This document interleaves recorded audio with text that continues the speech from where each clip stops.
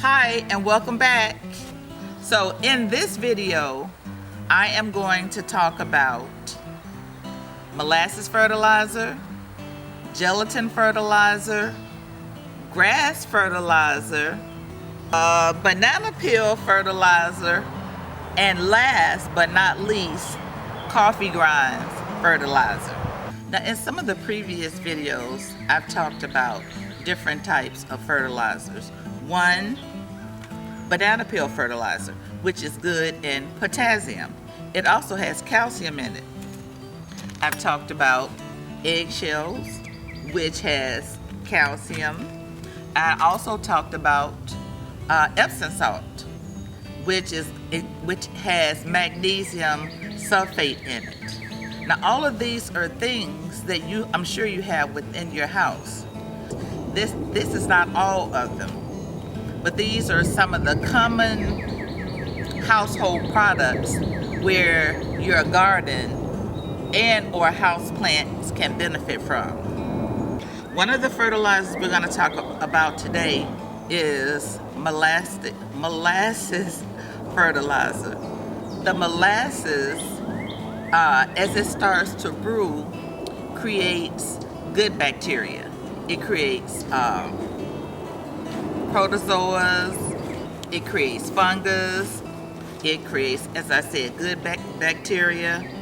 And so what we're going to do, three main components when you're dealing with fertilizers: nitrogen, phosphorus, potassium. Those are the macronutrients. There are numerous micronutrients, but we're going to focus on the nitrogen, phosphorus, and potassium. Now this bucket, this is a 5-gallon bucket. I talked about this before. When you look underneath the bucket, you want to see, it's like a recycle symbol. That's food grade. So you're going to take this bucket and you're going to fill it with water. Okay, so today's video is molasses fertilizer. Typically you would use anywhere from 1 to 3 tablespoons of organic molasses, unsulfured. But because I'm planning on a larger scale, I'm going to use a 5-gallon bucket. And with that 5-gallon bucket, here is my tablespoon. So I'm going to take, and this is my unsulfured organic molasses. So I'm going to take 1,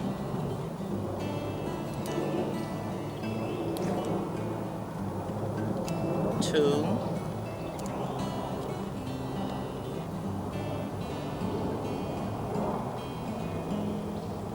3. Now remember, it's 1 to 3 tablespoons. That's for a 1-gallon bucket. But because I'm making this up in a 5-gallon bucket, I'm going to use 4,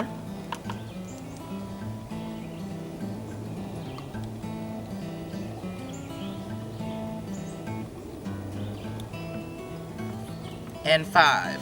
So I opt to go with the 5 tablespoons of molasses.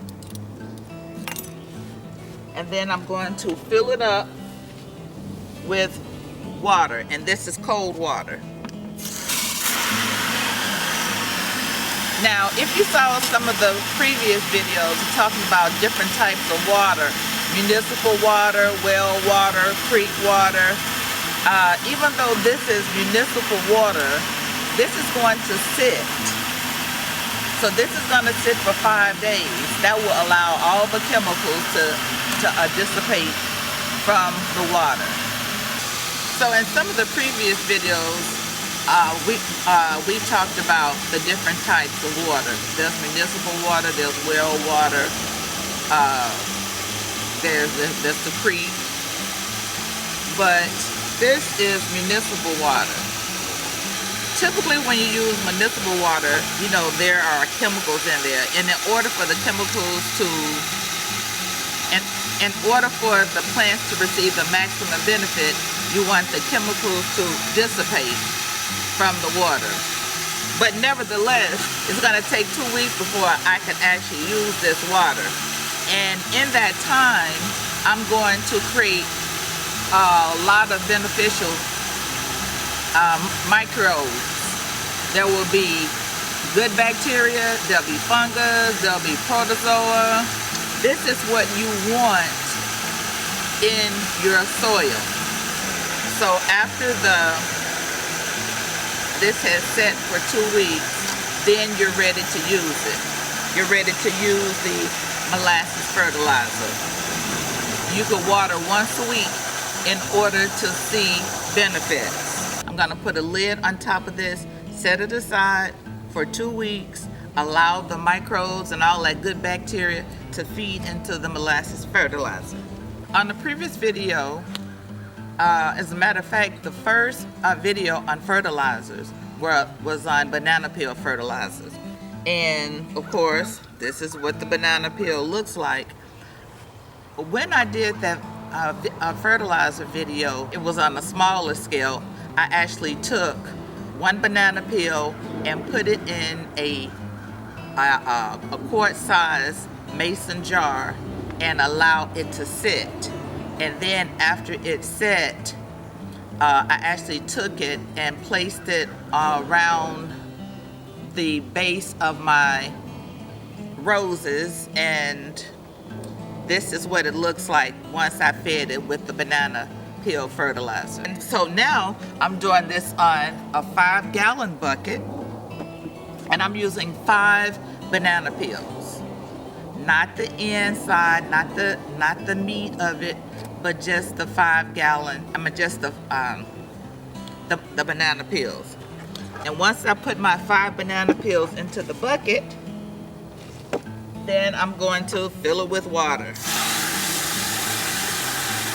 and allow it to sit.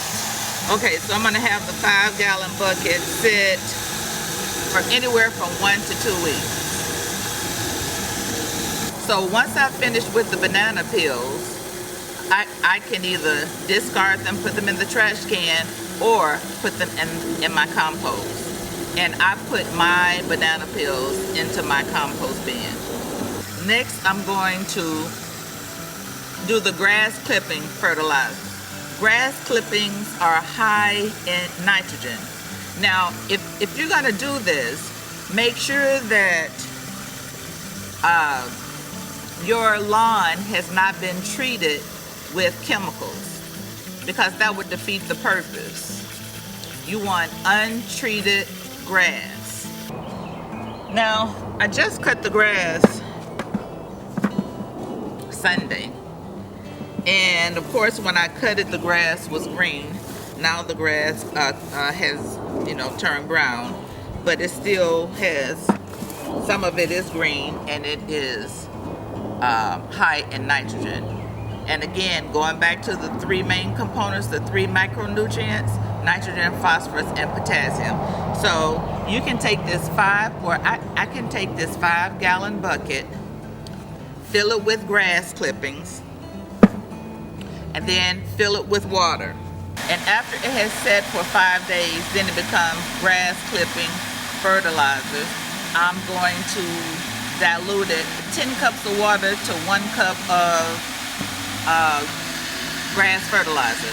So I'm going to take a cup of this nitrogen grass fertilizer and mix it with 10 cups of water. I'm going to take another 5-gallon bucket. I have plenty of buckets. This is called a gelatin fertilizer. Keep in mind, your 3 main components are nitrogen, phosphorus, and potassium. Whoops. The gelatin is high in nitrogen also. So I'm going to take this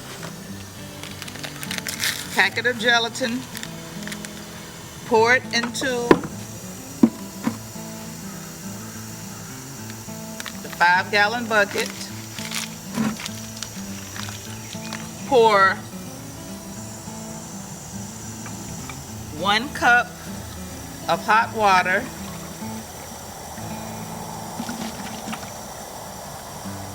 And 3 cups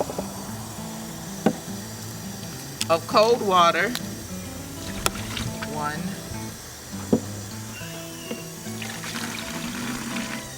2, and 3. Next, I'm going to mix it. So if you know anything about Jell-O, when you add the mixture of hot water and cold water together, then it's gonna gel. It's gonna get hard. So what we're gonna do now, and again, you have to keep mixing, stir it all together. I'm going to put this around my crepe myrtles. Oh my gosh. So follow me.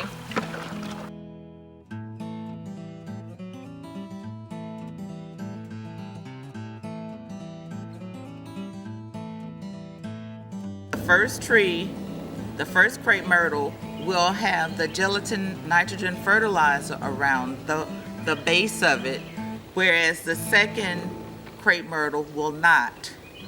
So as the summer progresses, you'll be able to see the difference. Now, for those of you who drink coffee, don't discard those grinds. Those coffee grinds have nitrogen benefits. So you're going to allow the coffee grinds to just sit. Whenever I need to add nitrogen to the soil, I will just sprinkle a little around the base of the plant or plants. And with my tomato plants and my pepper plants, they love nitrogen. They love coffee grinds. So when I planted them, I planted coffee grinds in the hole. That's good in nitrogen. I planted eggshells. That's good in calcium. And I planted magnesium sulfate, and I also cut up banana peels. Okay, you're not gonna use fresh coffee grinds. The coffee grinds to actually go through the process of having percolating, and once they've gone through the filter, then you're able to use the coffee grinds. So there is no set amount of time you need to wait before you can actually use the coffee grinds. You can use the coffee grinds as soon as they've gone through or been processed through the machine. Tomatoes and peppers, they are heavy feeders. That means that they like to be fed often, like once every 2 weeks. You would give them a dose of nitrogen. Thank you for watching. Like, comment, and subscribe. See you soon.